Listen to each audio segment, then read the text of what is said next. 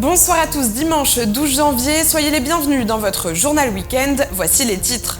Ce week-end se tenait une compétition nationale d'escrime handisport à Joinville, nous étions sur place.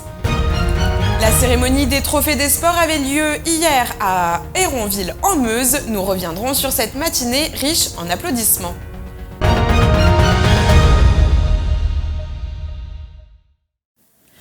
Ce week-end, dans le gymnase du champ de tir de Joinville, il y avait beaucoup d'athlètes de haut niveau venus de toute la France, de Belgique et même de Suisse pour une compétition handisport d'escrime.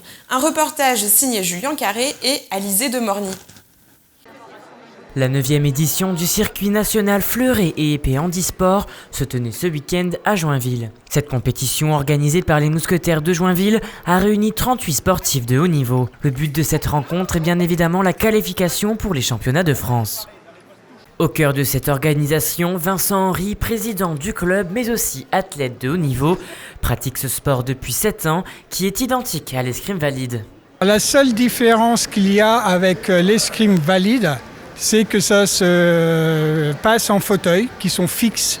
Ils sont fixés sur des platines qu'on appelle handifixes, où on va les écarter pour mettre à distance le tireur qui a le bras le plus court, par un jet de crémaillère. Et sinon, c'est exactement les mêmes règles de touche. Nous, on se limite à que le tronc, parce qu'on estime que les jambes sont inertes. Lors de cette rencontre, de nombreux tireurs sont membres du collectif France. Et parmi eux, on retrouve Johan Peter, médaillé vice-champion du monde d'escrime handisport par équipe, qui sort victorieux de ce combat. Moi en fait je suis pas fleurettiste du tout, je suis épéiste en équipe de France. Et puis là je viens tirer avec les copains parce qu'on a fait voiture commune avec le club. Et donc je viens m'amuser avec tout le monde. Cet athlète devenu paraplégique il y a 6 ans pratique l'escrime handisport depuis maintenant 4 ans. Il y voit d'ailleurs un bel avenir pour les sportifs en situation de handicap. Alors moi je suis assez récent dans le handisport et dans le handi en général. Ce que je vois c'est qu'il manquait vraiment de médiatisation avant, je trouve que là ça progresse. Ça peut peut-être être plus, je sais pas, mais en tout cas déjà il y a un vrai progrès, la preuve vous êtes là aujourd'hui. On parle des Jeux de Tokyo qui seront diffusés quasiment à 80% pour les Paralympiques. Et on parle de 2024, une diffusion égale aux valides. Donc j'ai l'impression que ça va dans le bon sens, il faut que ça continue. Pourtant, pour le président des Mousquetaires de Joinville, il y a encore du travail à faire. Est-ce que vous, d'un point de vue personnel, vous pensez que le handisport est assez développé, assez médiatisé? Est-ce qu'on en parle assez ou pas du tout? Non, pas assez. Pas assez. Maintenant, nous, dans le département, on est un club très actif où on fait beaucoup de sensibilisation, d'initiation, d'escrime handisport. Les avis restent donc partagés à ce sujet, mais les compétitions, elles, ne cessent pas d'avoir lieu. Et au mois de juin, tous les athlètes sélectionnés se rendront à Albi pour les championnats de France. Et en 2021, le club aura l'honneur d'avoir les championnats de France d'escrime handisport qui se dérouleront à Joinville.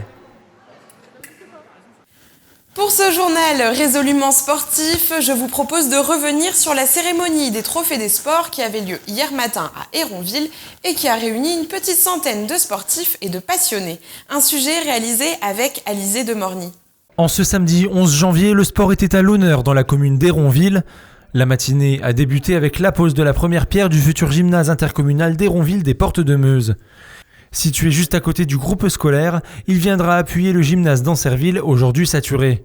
Il pourra également accueillir de nouvelles disciplines telles que la gym, le judo, la danse, le yoga ou encore la fanfare de la vallée de l'Assau. Mais aussi, il pourra potentiellement accueillir 500 écoliers des alentours. Place ensuite à la cérémonie des trophées des sports dans la salle des fêtes, organisée par la Codecom. 11 catégories ont été récompensées, toutes les générations ont été représentées avec pour le plus jeune Noah Viennet, 4 ans, jeune joueur du tennis club Val d'Ornain, et pour doyen Maurice Rollin, 89 ans, bénévole fidèle et impliqué de la S Trévray. Différents sports étaient mis à l'honneur cette année, équitation, handball, basket, kayak ou encore cyclisme, mais l'année prochaine, les Portes de Meuse espèrent faire venir encore plus de clubs. Effectivement, pour cette première édition, tous les clubs sportifs de la Codecom n'avaient pas répondu à notre sollicitation.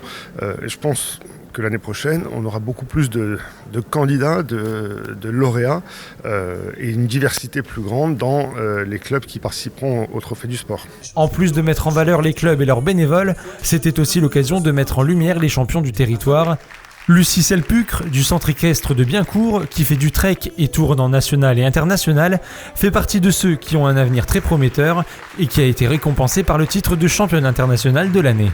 C'était une belle surprise et voilà, donc moi je fais du trek, c'est de la technique de randonnée équestre de compétition et c'est une discipline où on fait surtout de l'orientation à cheval et aussi du cross, donc c'est une discipline qui mêle un peu le complet et tout, on est obligé de faire beaucoup d'entraînements spécifiques et différents. Et on passe énormément d'heures à cheval pendant un week-end par rapport à tous les autres concours équestres. Et du coup, on est content de pouvoir récompenser la discipline surtout. On est très content parce que ça met les associations en lumière. Nous, on a vraiment joué le jeu, on a essayé de mettre du monde dans toutes les catégories. Et on trouve que c'est bien aussi, c'est un bon retour parce que la Codecom nous soutient beaucoup sur tout ce qu'on fait. Donc là, c'est un bon retour de tous se retrouver, de pouvoir échanger entre les différents sports parce que c'est pas évident, comment toutes les fédérations marchent et au niveau local. Et du coup, on est content de pouvoir se présenter tous et surtout de pouvoir avoir vraiment du jeu avec les interlocuteurs de la Codecom. Une première édition décidément réussie qui annonce bien la naissance d'une prochaine édition l'an prochain.